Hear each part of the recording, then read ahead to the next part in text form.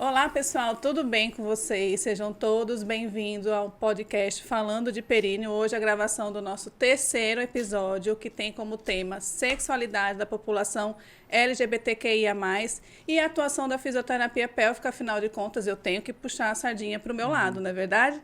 E aí eu trouxe para mim uma convidada, para conversar com a gente, uma convidada super especial, minha amiga de há muitos anos, que é Lua Alves, e eu vou aproveitar para apresentá-la. A Lua Alves, ela é uma pessoa transfeminina não binária, branca, pansexual, ela é educadora, militante e ativista implementadora de políticas da população LGBTQIA+.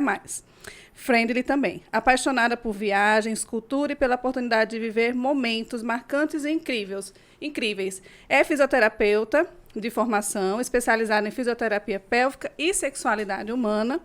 É professora de cursos de formação e pós-graduação, sendo referência no atendimento de vítimas de violência sexual e doméstica. E assistência integral também à população LGBTQIA+.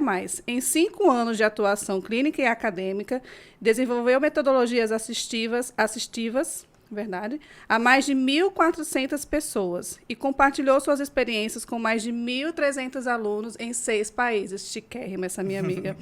Ainda ministra e organiza palestras e treinamento em diversos eventos e ambientes da saúde, com ênfase na violência sexual, ginecologia e políticas LGBTQIA+ friendly. Amiga, muito obrigada por ter aceito o meu convite. Eu que agradeço a oportunidade de estar aqui. Vai ser um momento muito especial de dividir um pouco da minha prática clínica, mas também um pouco da minha história como sendo uma pessoa LGBTQIA+. Certo. Gente, eu vou começar falando para vocês sobre os dados do IBGE recentes que foram divulgados agora em maio de 2022, certo? Segundo o IBGE, então, no Brasil, 2,9 milhões de pessoas acima de 18 anos se autodeclaram gays, lésbicas ou bissexual, certo? Esse levantamento foi a primeira vez que foi realizado desde muitos anos, então mostra uma evolução, mas ainda a pequenos passos, não é verdade? Dessa população, 3,6 milhões se recusaram a responder, certo? E 100 mil se identificaram com outras orientações. E quando perguntada, elas responderam que eram pansexual. Você tem dúvida nesses termos? Não se preocupe que a gente vai explicar tudo bem direitinho aqui nesse bate-papo com a Luá, tá bom? O IBGE também fala, e eu acredito bastante, que esses números são subnotificados, porque ainda em decorrência do preconceito e do estigma da população, as pessoas têm vergonha e têm medo, na verdade, também de se autodeclarar. Não é verdade, Luan? Justamente, esses dados, quando saíram do IBGE, né, a gente que faz parte de organizações, de associações que cuidam da saúde da população LGBTQIA+, nos questionamos muito. Será que uma parada LGBTQIA+, que é de São Paulo, né, que é a parada que mais reúne a população, né, a maior parada mundial, que reúne pelo menos 3 milhões de pessoas, né, em toda São Paulo, basicamente. Será que realmente é só 2,5 milhões de pessoas que se declaram nessas orientações afetivas sexuais, né? E daí nos faz lembrar dessa questão realmente do estigma social. E muita gente pode não ter declarado nessa pesquisa em razão, né, da questão do medo de discriminação, né, do estigma social. A gente vê isso muito presente até no nosso consultório, né?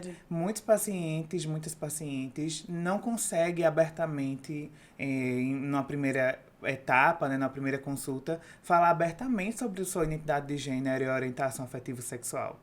Pegando esse gancho, Luan, como é que você orientaria as pessoas que trabalham com essa população ou não, mas são profissionais da saúde, e aí como é que a gente pode orientar essas pessoas a serem mais inclusivas ou então a acolher esses pacientes? Certo. No quesito, né, de implementação de políticas públicas, né, da população LGBTQIA+, ou até mesmo de políticas LGBTQIA+, friendly, a gente preza muito pela questão da ambiência, né? E quando eu falo de ambiência, eu falo num aspecto não só envolvendo a ambiência do local, mas também a ambiência social, né, em todas as suas dimensões, né? O profissional, a linguagem do profissional utilizada com a pessoa também. Então, desde o ambiente, né, que pode ser feito mudanças para acolhimento, como, por exemplo, a representatividade de famílias LGBTQIA+, né, que a gente nunca vê em clínicas de obstetrícia, falar sobre datas importantes, né, para essa população, já que a gente fala de tantas outras datas importantes, né, incluir essa população em outras datas importantes, como Novembro Azul e Outubro Rosa, né, e não só estigmatizar essa população, né, porque muitas vezes essa população é lembrada dentro do estigma social, do HIV, né, da varíola dos macacos, Isso, mais como a gente está recente tendo exemplo agora, né, e outra questão é dar conforto para essa população. E qual o quesito que a gente pode fazer para dar conforto? Né, mostrar que nós somos uma empresa LGBTQIA+ friendly, né? Nós que viemos de empresa, nós nos perguntamos muito, quantas pessoas LGBTQIA+ estavam presentes na empresa que eu trabalhei? Né? A gente sabe que essa população tem menos oportunidade de trabalho. Então, quanto mais a gente puder gerar emprego para essa população, né, demonstra acolhimento para ela. Também é deixar essa população num sinônimo de desconforto, quando a gente está falando de clínica, né, quando a gente está falando de saúde, da recepção, atendimento e consultório. E uma das primeiras questões é ter uma declaração. Existe uma declaração em quase todos os estados e no Rio Grande do Norte, né, essa declaração é desde 2007, que é a declaração de respeito à identidade de gênero, né, e orientação sexual das pessoas. Quando não há esse respeito, não há esse respeito sobre a identidade de gênero e orientação afetiva sexual da pessoa, né, isso acarreta multa para aquela empresa. Então, toda empresa, órgão público ou privado, tem que ter uma declaração, né, de não discriminação lá na recepção do ambiente. Entendi. E você falou agora em identidade de gênero. Vamos explicar para o pessoal, então, qual é a diferença entre identidade de gênero e sexo biológico? Vamos lá. Esse termo sexo biológico, ele tem cada vez mais, né, os estudos de comportamento humano, os estudos de sexualidade humana, tem cada vez demonstrado desuso nesse termo. Sexo biológico é normalmente o que é atribuído ao nascimento. E atribuído, Luana, numa visão binária, né? É tanto que quando a gente fala de sexo biológico, a gente tem que lembrar das pessoas intersexo. Né? Muitas pessoas intersexo, e por muitos anos isso aconteceu, né? Os movimentos são recentes, né? Sofreram mutilação genital quando criança, né? Nascia e tinha que se normalizar essa criança, né? Normalizar dentro de um padrão binário. Ou vai ser homem ou vai ser mulher. Para quem está nos ouvindo só ou nos assistindo, Lu, explica pra gente o que é uma pessoa intersexo. Certo, vamos lá. Uma pessoa intersexo é aquela pessoa que nasce com variações dos padrões típicos, né? Seja ele em níveis anatômicos, né, estruturais, como nasceu com uma vagina e um pênis, né, nasceu com um pênis e uma vagina, né, nasceu com outros quesitos denominados, nasceu no corpo, num padrão masculino, mas tem outras questões que estão relacionadas ao padrão feminino, como as alterações hormonais, né, então são as pessoas que nascem fora desses padrões típicos do binarismo, né. Então, as pessoas intersexo, elas são muitas vezes designadas na vida adulta, né? Descobre que fez uma cirurgia para normalização ainda do gênero. Aí aquelas pacientes que chegam no nosso consultório, muitas vezes mulheres, que não conseguem ter penetração vaginal, né? Que não conseguem ter uma vida sexual ativa, em razão disso que aconteceu no passado. Além dos traumas emocionais que são gerados, né, para essa pessoa. Voltando ao assunto de sexo biológico, né, impõe muito a questão da visualização da genitália. Então, quando eu visualizo a genitália, eu designo mulher, homem, né? Ou na visão biológica mesmo, a gente designaria macho, fêmea, né? E por isso esse termo tem sido quebrado para entender a perspectiva de gênero, né? Quando a gente fala de perspectiva de gênero, a gente está falando de uma construção, da construção individual, de vivência, né? Uma construção sócio-histórica também relacionada à minha construção de gênero. E que aí que vem a diferença de identidade de gênero. Identidade de gênero é como a pessoa se percebe, como ela se vê, né?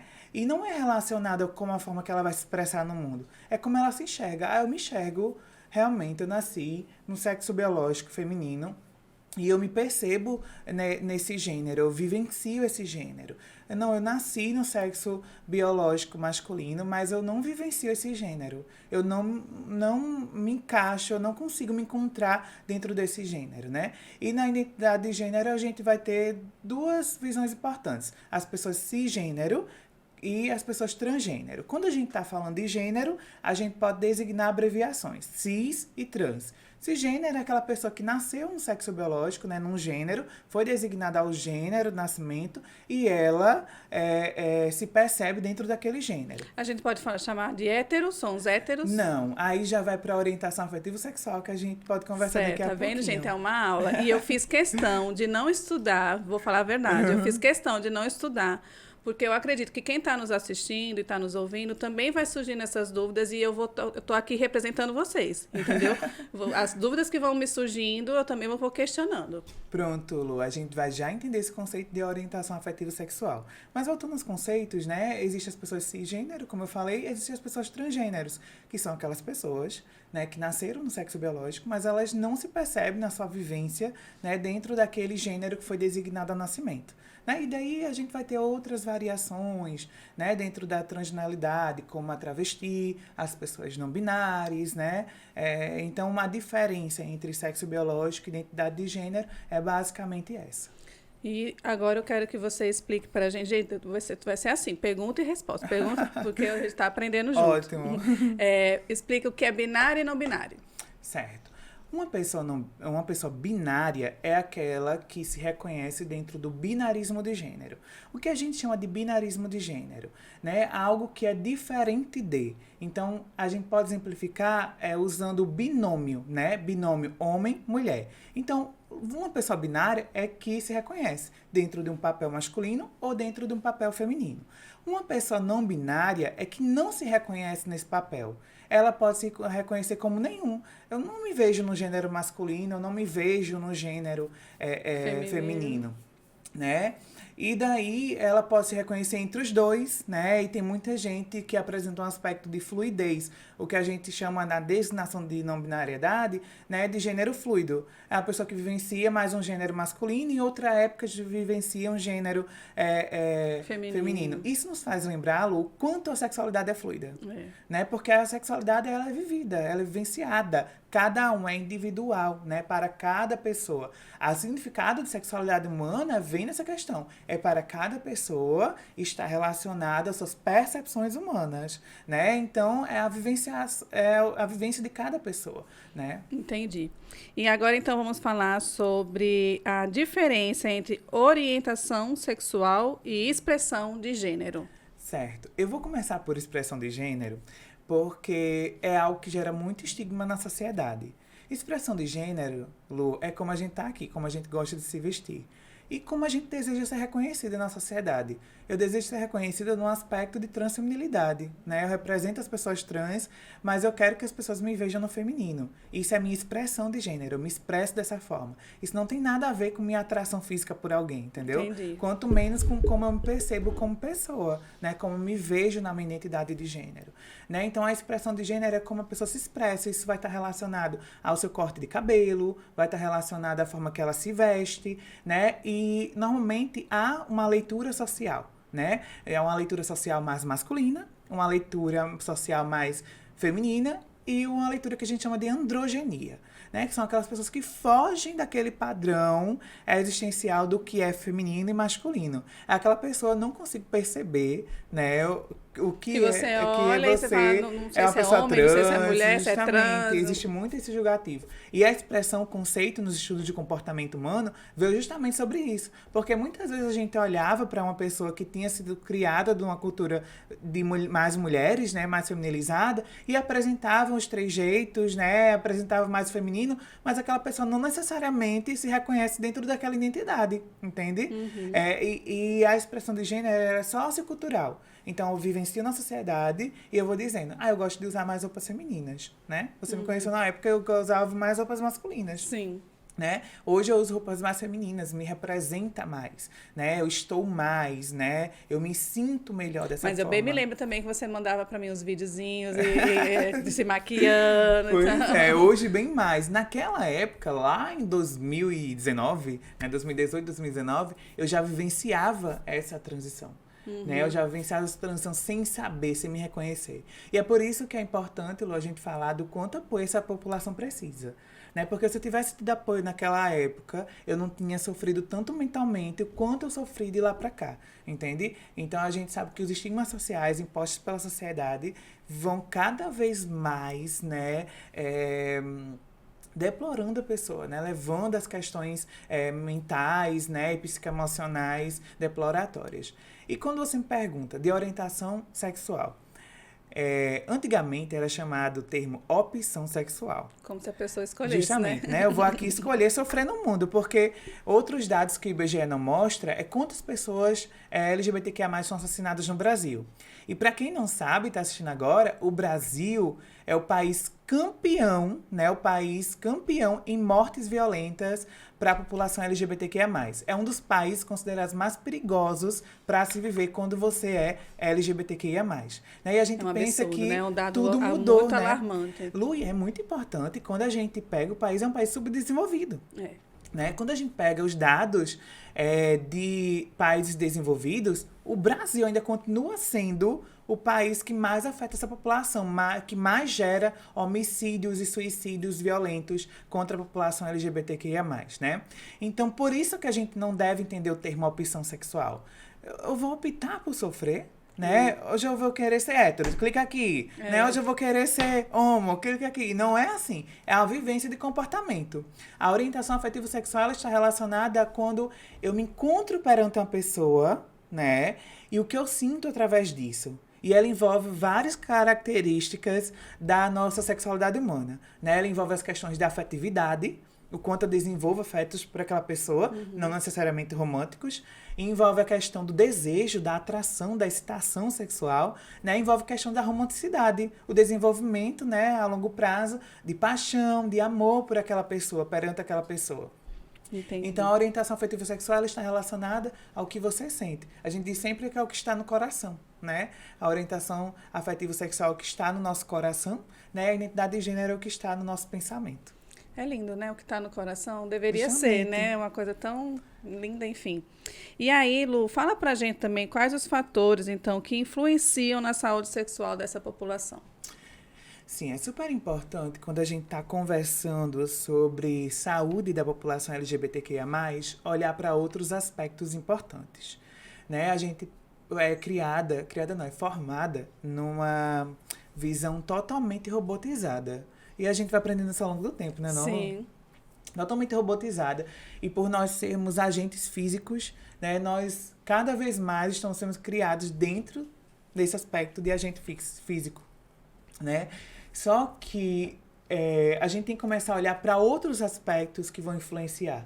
Como, por exemplo, existe uma estigmatização social. E não há como negar que essa estigmatização social vai influenciar diretamente na saúde dessa população. Né?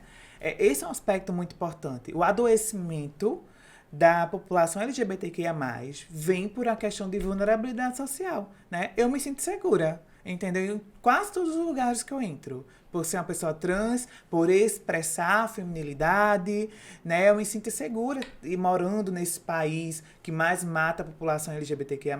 Então, a gente tem que começar a olhar para outros aspectos. E daí, quando a gente vai aprofundar um pouco mais nesses aspectos, a gente tem que voltar um pouco da história. E daí, quando a gente vai investigar a história da população LGBTQIA+, é de chorar.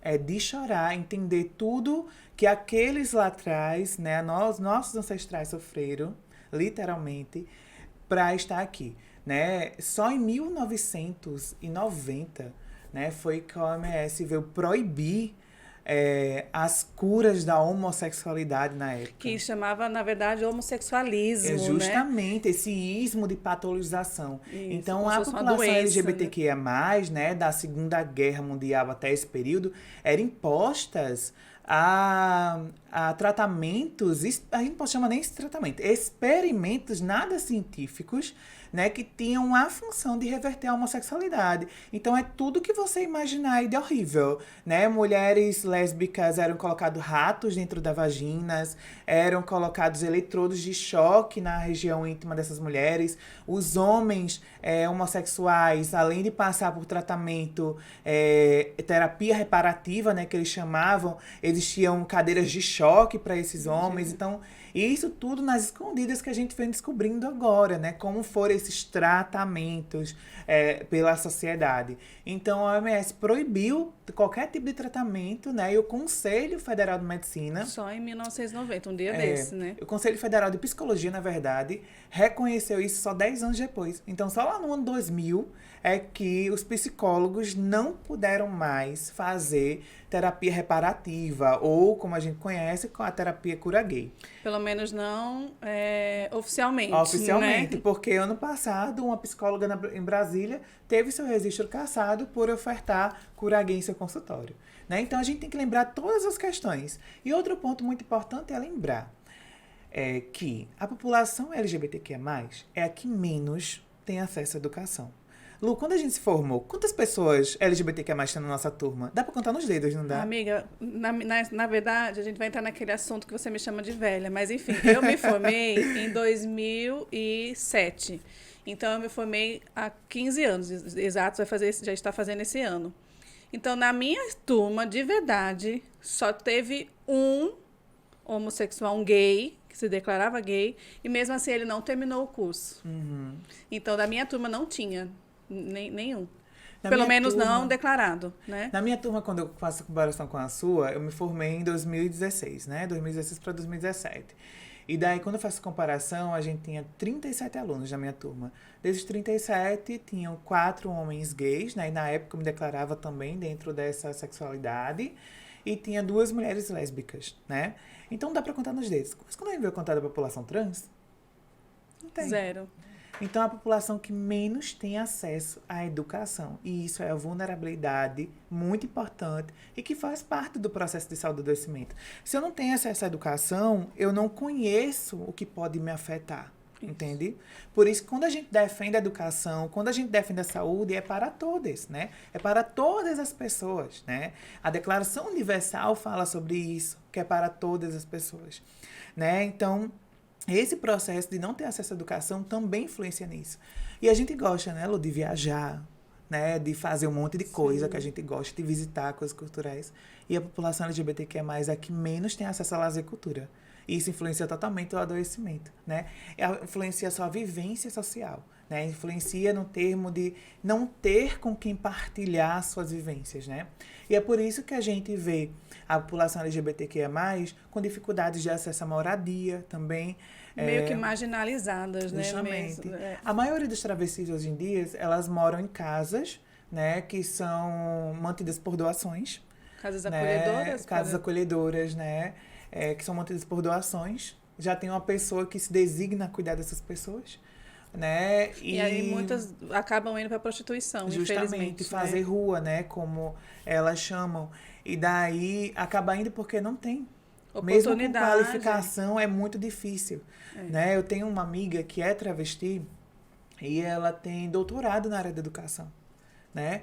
E ela decidiu fazer concurso, mas mesmo assim parece que só o concurso vai ser algo preditor para que ela consiga um emprego, né? Quando não deveria, e olhe né? que ela tem um estudo completo, se a gente for pegar hoje nas nossas formações atuais, né? Então, tem essa questão também da vivência da pessoa. E daí tem a vivência de estigmatização, né? Então, todos esses fatores vão influenciar na saúde da população LGBTQIA+. Principalmente na saúde sexual, né? Justamente. É o que a gente estava falando. Justamente. A maioria das pessoas que chegam para mim, né, e se declaram LGBTQIA+, com queixas sexuais, essa queixa sexual está presente há muitos anos. Né, há muitos anos. Eu não procurei, Luá, porque eu não achava uma profissional que pudesse me ajudar abertamente. Né? Isso deixa a gente até triste, tipo assim, de pensar na nossa sociedade, que se diz tão inclusiva, não ter profissionais, né? Que essa pessoa perdeu e deixou de ter vivências prazerosas, né? Pra você ter ideia, eu tô acompanhando um caso, né, de uma paciente que vem de Fortaleza para fazer fisioterapia pélvica comigo. Por quê? Porque lá ela não conseguiu achar uma pessoa que pudesse tratar do caso dela.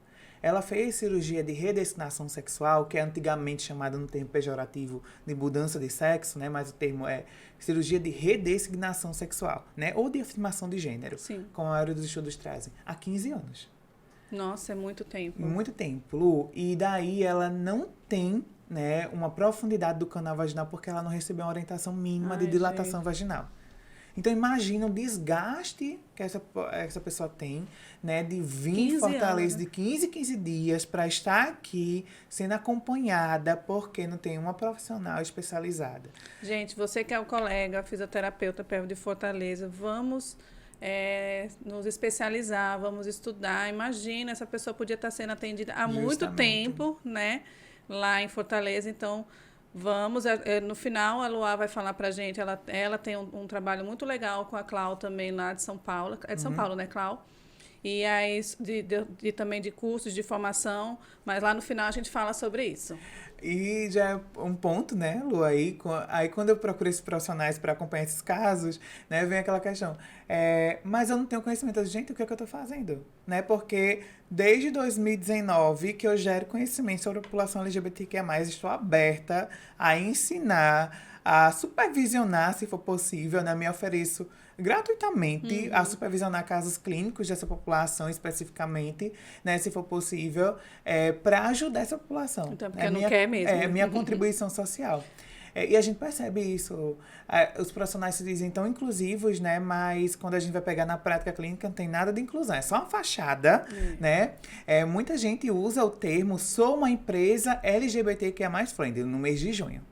Que é o mês de Isso. orgulho LGBTQIA+. Quando passa, Passou, antes fechou. disso, passa daquilo, não é mais uma empresa LGBTQIA+, friendly. É uma empresa que ofende e demite todos os seus funcionários que foram contratados no mês de junho, né? Ou uma empresa que volta para o padrão da heterossexualidade.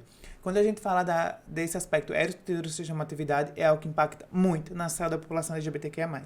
Né? Falar de forma normativa, de entender que só existem casais heterossexuais, né? E não dar espaço para outras orientações afetivas sexuais, outras famílias que não sejam heterossexuais, né? É também gerar estigma para essa população e deixar ela em situação de vulnerabilidade. Não sei, eu vou para aquela profissional que para cuidar de mim, eu, um homem trans, vamos exemplificar, né? Eu, um homem trans, grávido. Vou para aquela profissional para cuidar de mim. Quando eu chego no espaço dela, só tem foto de famílias heterossexualidades. Como é que aquela profissional vai cuidar de mim se ela não me representa, entende? Então, há uma questão de representatividade. Isso daí, Lu, eu digo sempre, é uma reflexão autocrítica. Não é eu que tenho que dizer como é que tem que ser, não é você que tem que dizer como as pessoas têm que pensar, é uma reflexão autocrítica. Pensar em todas as questões, ver histórias, assistir séries, né? Existem várias séries disponíveis na Netflix aí, que é a mais famosa, né? Para entender a história da população LGBTQIA+, e ser compreensiva a isso. Afinal, quando nós estamos em consultório, nós estamos ali para tratar de pessoas, independentemente das nossas crenças ou conjugações, né, individuais que nós temos. Nós estamos ali para cuidar de pessoas. Isso, você falou de série. Agora eu me lembrei de uma série que eu assisti há alguns anos atrás, chama Amor e Sexo pelo Mundo, que é uma série bem legal de uma jornalista que sai literalmente pesquisando como é que era o amor e o sexo em alguns países. E um dos primeiros países, se eu não me engano, é o Japão, a China é um país oriental. E ela descobre que as relações homoafetivas eram extremamente normais antes do quê? Antes da entrada da religião, antes da entrada do cristianismo, antes da chegada do cristianismo. Então, eram relações extremamente normais, todo mundo era feliz ali, curtindo a sua sexualidade como bem queria. A partir do momento que entra a religião, eu sei que é um assunto bem delicado, eu não quero aqui criar polêmica, nada disso. Mas é histórico, é um fato. Sim. A gente não pode negar fatos. Então, é o que acontece. A partir do momento que entra o cristianismo e a religião, tudo muda. Né? Então, realmente, e aí vem a criação, a educação dessas pessoas, né? Famílias que escondem seus filhos, ou então que levam para a igreja. Gente, eu tenho casos próximos a mim de que colocou a pessoa na igreja para tentar reverter, né, a situação, e hoje, graças a Deus, a pessoa está muito bem, feliz, casadíssima, enfim. Mas quanto que sofrimento que nos gerou, né? Pois é. E aí essa pessoa em específico, ela é religiosa, ela é uma pessoa religiosa, mas ela não encontrava uma representatividade e nem um acolhimento dentro das igrejas que ela percorria. E hoje ela está numa igreja que acolhe essa população, que fala de Deus igual, então, porque Deus é um só, Deus é amor, Deus é acolhimento, enfim. Está super feliz e casada e super feliz. E eu estou muito feliz por ela também. É para todas nós, né, Lu? A espiritualidade, ela tem a ver com saúde. A gente percebe isso, né? Existem 3 aspectos importantes para a saúde de todas as pessoas. O físico, né?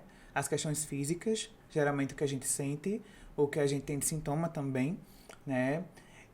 O emocional, quando o nosso emocional não está abalado, quando o nosso emocional está abalado, influencia em todos os aspectos, né, da nossa saúde, né, e o espiritual.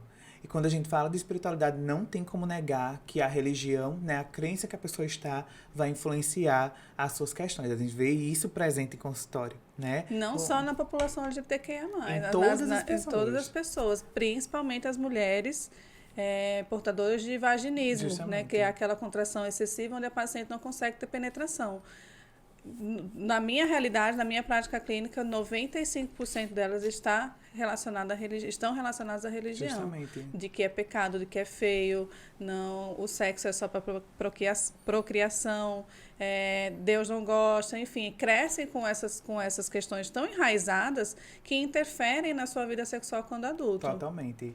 E eu trabalho muito com violência, né? Além da população LGBTQIA+, eu trabalho muito com violência sexual e doméstica, né? E quantas mulheres me contam histórias dessas vivências e falam que muitas vezes o que prendeu ela àquele relacionamento abusivo e violento foi a religião, né? E quando a gente tá falando, Lu, de população LGBTQIA+, não é diferente. Eu sempre falo em todos os lugares que eu vou, abertamente, pra gente gerar um discurso importante. A partir de 2 termos, né? A partir de 2 vivências de todas as pessoas. Que não pode deixar, quando principalmente a gente está falando da população LGBTQIA+, religião e política, né? É tanto que é super importante a gente falar nesses aspectos porque é o que influencia a sociedade. A religião influencia totalmente a sociedade. Sim. Né? A política, quem a gente coloca em poderes, né, influencia totalmente a sociedade. É tanto que eu falo muito, o Estado é laico, mas a gente tem feriados santos. Justamente. Tem feriado de Todos os Santos, feriado de Nossa Senhora Aparecida. A gente não compreende porque as outras religiosidades, né, não podem ter. Não pode, mas também se tivesse, não ia ter ninguém trabalhava. Ia todo mundo ficar de feriado em casa. Então, na minha opinião, na minha humilde opinião, acaba. Entendeu? Para ser realmente um Estado laico, acaba com os feriados santos. Porque a gente não está representando só uma religião. Né? A gente não representa ninguém. Na verdade, o Estado ele não tem que representar ninguém, tem que representar todos. Né? Mas, enfim, vamos seguindo, amiga. Pois é, e esses 2 pontos influenciam totalmente para a população LGBTQIA+. É tanto que, pela extrema religiosidade, né, extrema política também, o conservadorismo, né, dessas duas vertentes, acabam influenciando para essa questão do Brasil ser o país mais violento. Né? E a gente vê pela criação de um termo aqui, exemplificando, ideologia de gênero. Né? A gente vê muita gente falando que essas pessoas, né, criaram uma ideologia para colocar na cabeça das outras. Gente, isso não foi colocar na cabeça das pessoas. As pessoas são assim. Né? Isso quem comprova não sou eu nem Luana, é os estudos científicos, que é melhor ainda, né? Porque o povo não gosta da comprovação científica, né, das coisas, dos fatos, então quem comprova são os estudos científicos. Então existe essa falácia, né, essa violência discursiva criada por uma sociedade totalmente ultraconservadora, né, que cria essa população a entender que nós estamos falando de ideologia de gênero. Eles criam isso por um objetivo específico, assustar as pessoas. Sim. Quando eles assustam as pessoas, eles vão lá e manipulam essas pessoas para satisfazer essas intenções políticas e religiosas deles. É realmente um absurdo. E aí a gente tem que pensar também nas nossas crianças, né? A gente está aqui falando dos adultos, mas quantas crianças vão sofrendo dentro de casa preconceitos enfim, eu acompanho muito a Tamires, que é da minha criança trans. Essa semana eu assisti uma palestra dela que eu chorei horrores, e quem quiser depois eu posso disponibilizar, mas enfim, é uma palestra tão esclarecedora que ela disse assim que o filho dela nasceu com sexo biológico, né, homem, né, menino. E ela disse que idealizou toda uma vida para aquele menino. Mas com 3, 4 anos, esse menino chegou para ela e disse: mamãe, se eu morrer, eu nasço uma menina? E, gente, isso é muito forte. Imagine a mãe escutando isso. Ela disse: gente, eu vivenciei o luto, eu enterrei o meu filho e dei vida à minha filha. E aí ela diz uma frase muito, muito bacana, que ela diz assim...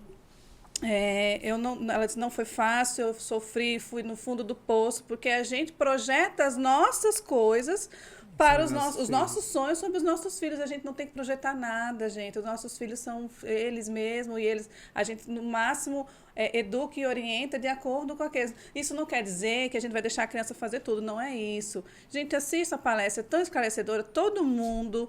Independente de ter parente ou não, deveria assistir essa palestra, porque ela é muito enriquecedora. Lu, quando a gente tem essas crianças, né, que a gente, hoje em dia, nós não denominamos esse termo criança trans. Por quê? Porque muitas vezes essa criança está vivendo essa sexualidade, ela necessita de acompanhamento. Então, nós gostamos de colocar no termo científico, né, e termo de acompanhamento também na área de saúde, vivência da variabilidade de gênero. É uma criança que está se questionando o seu gênero de nascimento, né? E é super importante falar sobre isso porque a maioria das pessoas trans, elas começam a se questionar sobre o seu gênero com 8 anos de idade, né? Esses dias eu estava refletindo, né? Gente, eu tô escrevendo um livro sobre as minhas questões. Nossa, lindo, vai ser massa. E depois a gente vai ter outro aqui, né? Outro episódio então, pra falar sobre esse livro, né? E eu tô escrevendo um livro que chama Nada Feminina, né? E eu percorro histórias que aconteceram na minha infância e adolescência. E escrevendo a parte desse livro, eu me lembrei que quando eu tinha uns 7, 8 anos, eu pintei meu rosto com a maquiagem da minha mãe, morrendo de medo de alguém chegar e ver. Mas eu me senti tão bonita com aquela maquiagem que eu queria viver aquilo daquela forma. Só que minha avó tinha dito o quê? Maquiagem é de menina. Se você utilizar, as pessoas vão ser preconceituosas com você, né? Vão bater, chamar de menina, né? vão te bater. Então, o estigma familiar também, faz essa questão. Então, quando eu comecei a questionar a minha transexualidade, lá em 2016, né, eu tive muito medo. Né? Muito medo de ser e viver aquela mesma criança de 7 anos, entende? Eu tive muito medo do como eu ia falar isso para as pessoas. Né? Como eu ia falar abertamente sobre isso para as pessoas. E a primeira pessoa que eu falei sobre a minha transexualidade, anos depois, né, ela veio até aqui, semana passada, foi Hebe. Né? A primeira pessoa que eu falei assim mesmo, abertamente, eu me percebo assim, eu estou me percebendo assim, eu estou confusa, eu não sei o que fazer, né? Foi o que eu considero Hebe, minha irmã de alma. Né? A gente tem até tatuagens juntas para representar essa união que nos fez o universo. Né? E daí, a primeira pessoa que eu questionei sobre mim mesma foi ela. Né? E a partir dali eu recebi tanto apoio, diferente de quando eu tinha 7 anos, que eu disse, agora eu vou viver. Você sentiu a vontade, né? Agora eu me sinto à vontade, agora eu me sinto feliz de ser quem eu sou, sabe?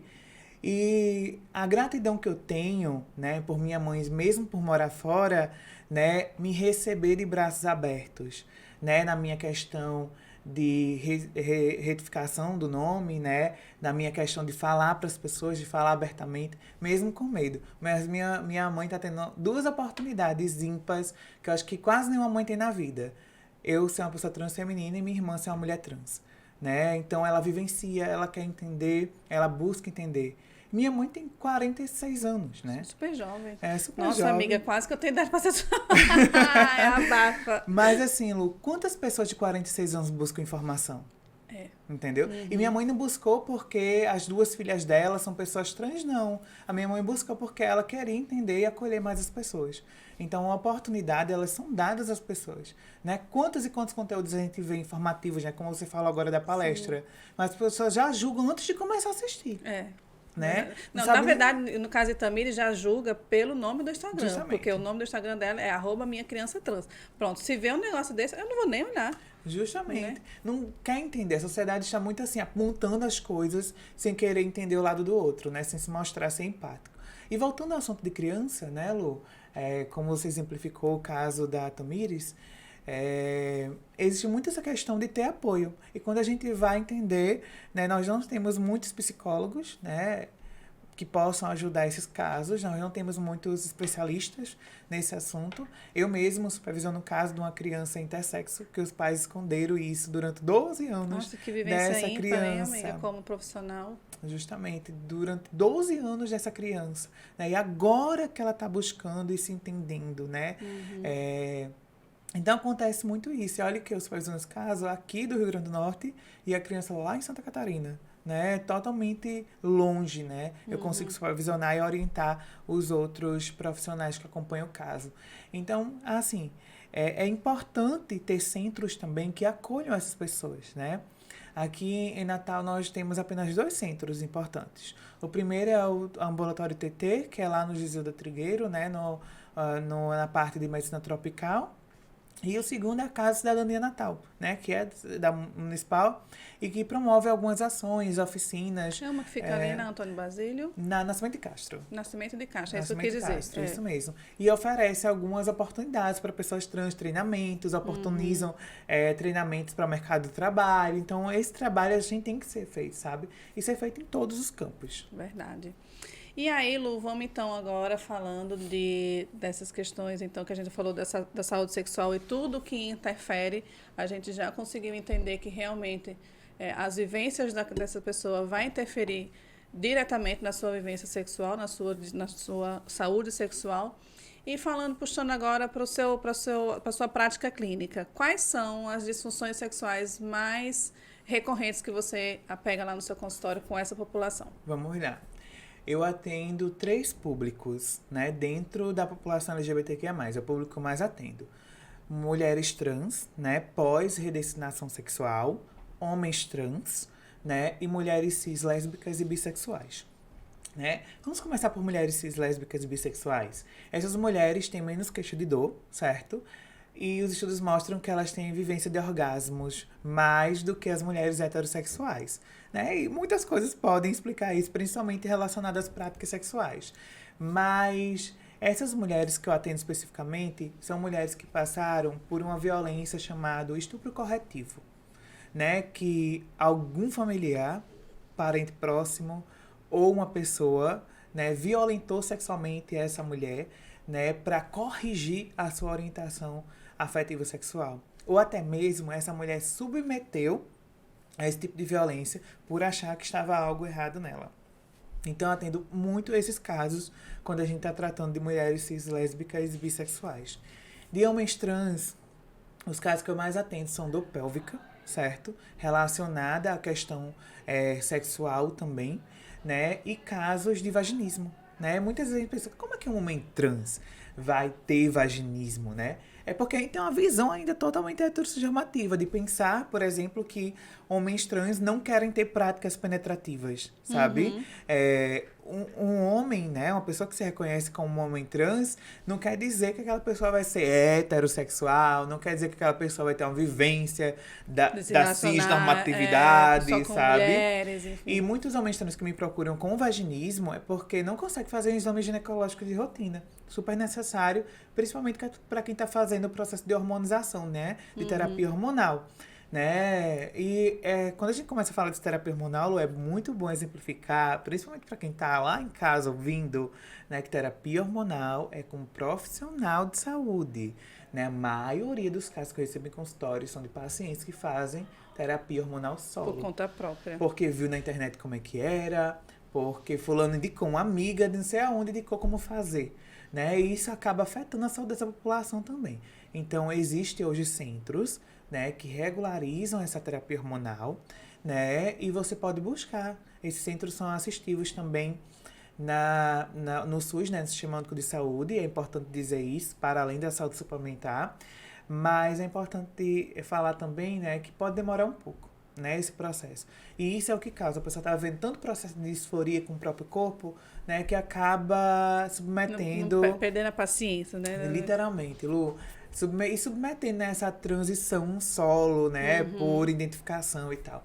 Mas sempre que puderem, procurem um profissional de saúde. Voltando nessas questões, aí nos homens trans eu encontro bastante isso. E dor pélvica. A dor pélvica, nesses homens trans, né, que infere também para a dor sexual, tanto nas práticas penetrativas e não penetrativas, está relacionada a esse processo de hormonização.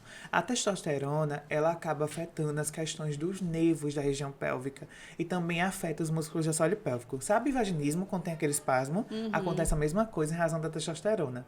Né? Então, esses pacientes acabam tendo muito espasmo na musculatura. E esse espasmo faz com que eles sintam dor pélvica. Aí, muitos pacientes a longo prazo acabam optando por esterectomia. Entendeu? Para diminuir essa questão da dor pélvica. E nas mulheres trans, eu atendo mulheres trans que, em sua maioria, passaram por redestinação sexual, né? Também sem acompanhamento, a maior parte. E eu sou super compreensiva, sabe, Lu? Entender o quanto as pessoas vencem, porque eu vivencio também. Sim, entendeu? gente, a gente não pode julgar. Ai, como assim? Como assim não você procurou? foi pra Tailândia fazer, né, uma cirurgia, você foi pra não sei pra onde? É a vivência daquela pessoa. Eu não posso interferir. Eu, como profissional de saúde, estou ali pra ajudar. Ninguém pode, na verdade, né? E daí eu acabo atendendo, Lu, muito essa questão de canal vaginal sem profundidade, né, e fístulas vulvares. Né? Existem muitos casos de fístulas pós-redestinação sexual. E essas fístulas geram uma hipersensibilidade na região. E a pessoa não consegue ter relações sexuais penetrativas. E isso, como um todo, vai acabar afetando. O que é fístula, amiga? Fístula é uma abertura do processo cirúrgico, sabe? Muitas vezes acontece na região clitoriana, né? No neoclitóris, no clitóris que foi construído. O clitóris foi construído, ou na região da entrada do canal vaginal, né? Do neocanal vaginal. E muitas pacientes relatam não conseguir ter uma vida sexual em razão disso. Mas eu atendo também pacientes com desconfortos, né? E isso vai depender muito da técnica. Hoje nós temos técnicas mais comuns no Brasil, a inversão peniana, né? Eu tenho a região peniana, né, eu faço a inversão por dentro do neocanal vaginal, aí eu faço um neoclitóris, faço uma neuretra, né, logo abaixo, e faço um neocanal vaginal.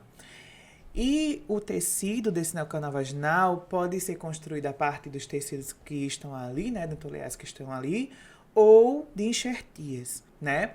E daí nós temos técnicas de enxertias que usam o colo sigmoide, né, nessa região, ou até mesmo técnicas mais recentes que usam o nosso peritônio para recobrir, né, já que é algo totalmente regenerador depois para recobrir essa região. E eu tenho percebido que até os pacientes que fazem essa técnica, que não é feita no Brasil, é feita na Tailândia, né, com peritônio, né, tem um canal vaginal mais profundo e com ampla sucesso de tratamento, sabe? Eu me lembrei agora do Dr. Leonardo, lá de Fortaleza, que faz com pele de tilápia. Pele de tilápia. Você já pegou com paciente? Já assim? peguei uma paciente que tinha feito em outro país. Agora eu tô tentando lembrar o país. Acho não que é consigo. Bolívia. Eu acho, Lu. Foi ano retrasado, antes da pandemia. Sim. E daí eu não cheguei a acompanhar essa paciente. Ela fez uma avaliação comigo e conseguiu fazer conduta com outra fisioterapeuta em São Paulo. Né? E ela tenha feito uma reconstrução do primeiro processo que ela tinha feito há 10 anos atrás. Né? Que isso pode acontecer. Isso acontece pelo quê, Lu? Nós não temos profissionais especializados para ofertar. Lá no Hospital de Chicago, né, a fisioterapia está presente dentro do centro cirúrgico. Eu ia falar agora. Né? Dentro do centro cirúrgico, o paciente fez a cirurgia, saiu da cirurgia, a fisioterapia já vai atuar. Entendeu? A fisioterapia vai ajudar a colocar ali pós-operatório imediato, modelador vaginal, já vai estimular o sistema circulatório do paciente, né, o sistema articular também, que a gente tem que pensar que o paciente é uma cirurgia ginecológica. Então, quem já fez cirurgia ginecológica, viu alguém que fez, né, você fica muito tempo deitado, né, até mesmo, vamos exemplificar, cirurgia de muitos miomas, né, uma cesárea, né, a pessoa fica muito tempo deitado, com dificuldade de andar, então é o mesmo processo. Né? E daí lá também a fisioterapia começa a atuar mesmo em consultórios no 7º dia. Então no 7º dia o paciente já começa a dilatação sozinho, né? Já começa a receber técnicas de fortalecimento da musculatura. Não é aquele fortalecimento que a gente faz no consultório que a gente pede uma contração máxima do paciente. São os bolsos de contrações para estimular essa musculatura a contrair, né? E depois começa o acompanhamento. O acompanhamento mínimo da fisioterapia na paciente que fez redestinação sexual é de 6 meses. E não há como abdicar mão desse período de acompanhamento, porque esse período de acompanhamento é essencial para que se evite complicações importantes na funcionalidade para além da musculatura do assoalho pélvico, mas do neoclitóris, da neuretra e também do neocanal vaginal. Existe caso, agora é uma dúvida pessoal minha mesmo, de incontinência urinária nessas pacientes? Muito. A própria submissão a processos, né, de silicone industrial, muitas vezes, né, a processos de aquendar por muito tempo. O que é aquendar? Tem que falar Vamos tudo. olhar. Aquendar é o processo que muitas travestis e pessoas trans utilizam, que é pegar essa região peniana, né, quando você ainda tem um pênis ou até mesmo não deseja, né, puxar para trás entre o saco escrotal e prender com esparadrapo ou com algo específico. Então essa técnica chama aquendar e é muito utilizada por essa população. Essa técnica ela pode levar a torção testiculares, infecções, né, urinárias, infecções também vindas da região anal, porque fica muito próximo ali aquela região. E existem cuidados específicos que a gente pode ofertar também e orientar a essas pacientes. Né? Mas voltando à questão da incontinência urinária, né, presente tanto por ser uma complicação comum da cirurgia, mas a gente só pode diagnosticar depois de 6 meses. Entendi. Porque, imagine, é um canal uretral que foi encurtado. Era uma uretra de cerca de 10 centímetros, né? E ficou que foi com 3, encurtado, 4. justamente, e vai aprender novamente o ato miccional, né? O ato de fazer xixi. Então, muitas vezes, as pacientes vão relatar assim, Luana, tava lá no banheiro, fiz xixi no banheiro inteiro, porque no início é desse jeito. Sem controle total. E aprendendo a controlar, Outra dúvida, pessoal, também. a próstata permanece? A próstata, na maioria das técnicas, principalmente a versão peniana, permanece. E a gente, como profissionais da área de saúde íntima, né, na ginecologia e da fisioterapia pélvica, a gente pode sentir essa próstata lá na parede anterior do canal neovaginal. Entendi. Permanece porque é algo necessário para aquela né, questão biológica. O funcionamento também, né, da bexiga, né? Outra coisa muito importante, Lu, já que você perguntou da próstata, né? Muita gente pergunta, tem lubrificação? Sim. Né? Normalmente não tem lubrificação, é muito pouco, é mais suor daquela região. Né? E diferente do canal vaginal, essa paciente pode lavar com soro, né? Pode usar clorocidina para higienizar essa região no pós-operatório, né? Pode usar outras soluções também ali naquela região, né? E iodizantes também para ajudar a combater futuras infecções, até infecções presentes. Porém, na técnica que usa o peritônio, que eu falei anteriormente, parece ter um pouco mais de lubrificação, sabe? A gente não sabe se a longo prazo se continua assim, mas é indicado toda mulher trans usar lubrificante em suas relações sexuais penetrativas. Outra coisa muito importante é que as pessoas perguntam, né? E o neoclitóris, né? Você excita, gente. É a glândula do pênis, né? Que foi transformada no clitóris. Foi cirurgicamente formada em um clitóris. Então, a pessoa se excita, assim, naquela região. Certo, Lu. E quais os recursos, então, que a fisioterapia mais utiliza nessa população, nessas disfunções? Nessas disfunções sexuais, né? Nas disfunções sexuais, a gente acaba utilizando uma coisa muito importante e que todo fisioterapeuta deve usar no consultório. Aqui, as mãos. Né? Não há como a gente passar outro recurso terapêutico sem palpar aquela região. A sensibilidade aguçada da fisioterapia, né? De nós fisioterapeutas, é muito importante para a gente ditar outros tipos de conduta. Né? Então, as mãos é o principal. E a terapia manual é aliada de qualquer disfunção do assoalho pélvico. Não é não, Lu? Sim. Então, outro recurso que a gente acaba utilizando nessas disfunções sexuais são dilatadores vaginais. E daí, quando a gente está pensando em recursos, né, é super importante a gente dizer, Luana, que os recursos ele vai depender muito do consentimento. Quando eu tenho um homem trans que não tem aquele desejo de relação sexual penetrativa, por exemplo, né? Ou não quer nada que remeta a isso. Por que eu vou usar um dilatador se eu tenho outros recursos que podem ajudar essa população, esse homem trans, entende? Então, é muito pensar pela lógica do consentimento. A gente deve sempre criar um consentimento, uma cultura do consentimento. Eu sempre devo explicar ao paciente o que eu estou fazendo, por que o que eu estou fazendo e se realmente ele se sente ou ela se sente pronto, né? O Lu se sente pronto para receber aquela terapêutica. Né? Então, a gente pode usar qualquer tipo de recurso da fisioterapia. Aí, quando eu tô dando aula, é engraçado que muita gente pergunta assim, e os parâmetros de eletroterapia? Gente, são os mesmos. Entendeu? Não é? São os mesmos. Lembre-se que o parâmetro é para disfunção, né? Apresentada, né? Não para orientação afetiva sexual, identidade de gênero de alguém. Então, são os mesmos recursos, né? Que vão ser utilizados com os objetivos traçados para aquela terapêutica. Entendi. Lu, eu acredito que o nosso bate-papo aqui está bem interessante, está bem rico, para mim está sendo uma aula e eu estou assim, muito feliz. Como eu disse, eu fiz questão de não estudar alguns termos e algumas técnicas para me pôr aqui no lugar de vocês e fazer os questionamentos que me vêm à mente, certo?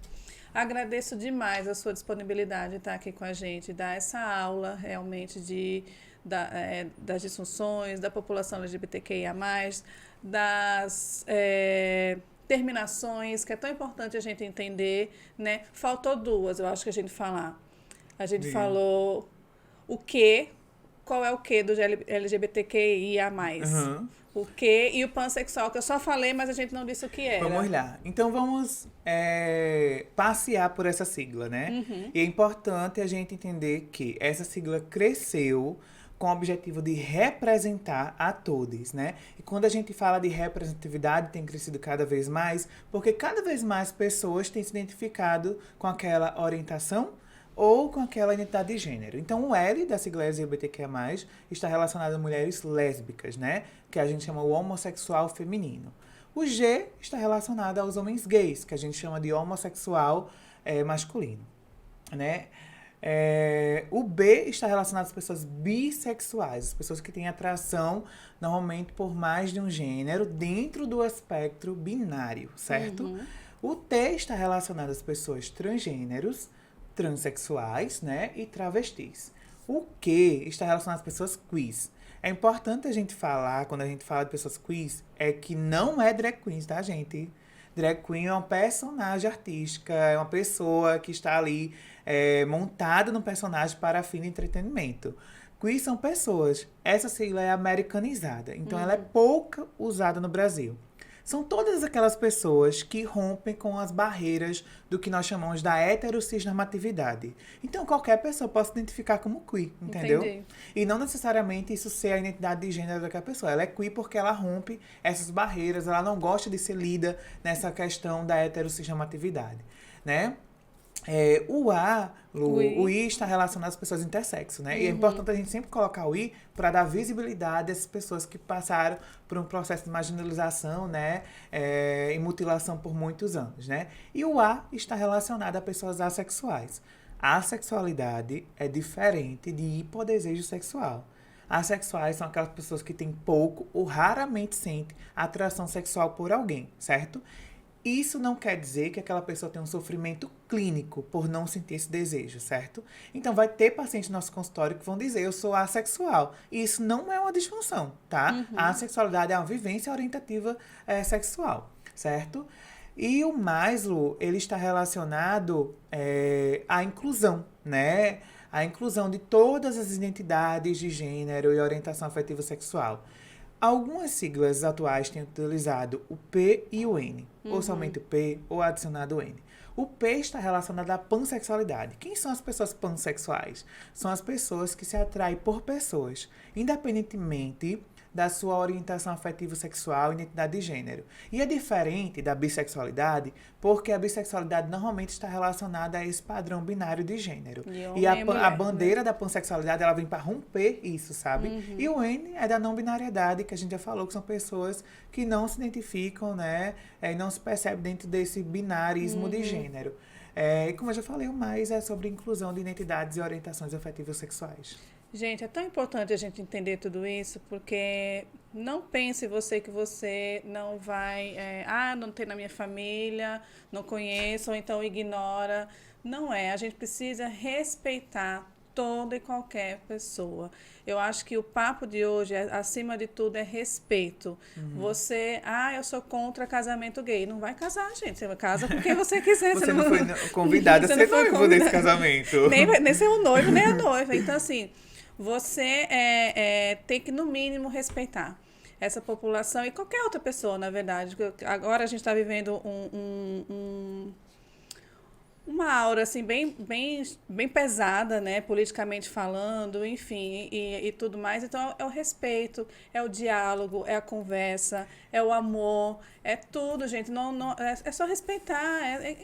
Para mim, na minha cabeça é tão fácil, é tão Aham. simples assim que eu não consigo entender realmente por que que eu vou matar uma pessoa porque ele é gay ou porque ela é lésbica, por que que eu vou bater em você porque você é tão pequeno, não sei lá, não consigo nem denominar. É a questão social, né, Lu? E a gente tem que saber o quanto a questão da nossa opinião pessoal sobrepõe as questões de discriminações, né? Opinião pessoal é quando você diz assim, Luana, eu gosto desse vinho. Ah, eu não gosto desse vinho. Discriminação é quando você diz, eu não gosto dessa pessoa porque ela é LGBTQ+, entendeu? Porque ela é gay, porque ela é uma pessoa trans. Isso é discriminação e não tem nada a ver com a opinião. O respeito é para todas as pessoas, independentemente de quem ela é. E vale lembrar que é crime, tá, gente? É Justamente. É crime. importante falar sobre isso, né? Uhum. LGBTQIA+, fobia é crime desde 2019. Ainda não temos uma lei específica, né? Mas o motivo presumido de LGBTQIA+, fobia, ele é punido, né? E o crime é inafiançável. Ótimo, gente. Então é isso. Eu espero que vocês tenham gostado. Espalhem aí, como eu falei no último episódio, eu me tornei, amiga, quem eu temia. Curta, comente, compartilha, ativa o sininho, porque é muito importante a gente espalhar essas informações para que cada vez mais é educação, gente. Isso aqui que a gente está fazendo é educação. Você educar as pessoas sobre qualquer assunto, principalmente sobre a população LGBTQIA+, que como a gente conversou no início, são pessoas tão marginalizadas e falta tantas oportunidades para elas, a gente precisa se educar para. Então, o objetivo desse meu podcast aqui, além de falar de períneo, falar de todos os perinos a gente tem que falar, e isso inclui saúde, educação e respeito e amor, principalmente. Lu, mais uma vez, muito obrigada por aceitar meu convite. Tem mais alguma coisa a apontar? Não, eu tô muito feliz de estar aqui, né, a convite, né, participar do terceiro episódio, bem no iniciozinho do podcast Falando de Períneo. É um prazer partilhar esse momento com você, né, com todas as pessoas que estão assistindo depois. Fico muito feliz de ter a oportunidade de ser uma pessoa trans, de ser fisioterapeuta e estar falando de um assunto que eu abarco não só na minha vida profissional, como também na minha vida pessoal. Então, muito obrigada mais uma vez. Um brinde aqui para a gente encerrar o nosso bate-papo. Muito obrigada para quem acompanhou até o final, gente. Fiquem aí que tem muito mais, vem muito mais, se Deus quiser. Um beijo grande para todos vocês. Obrigada.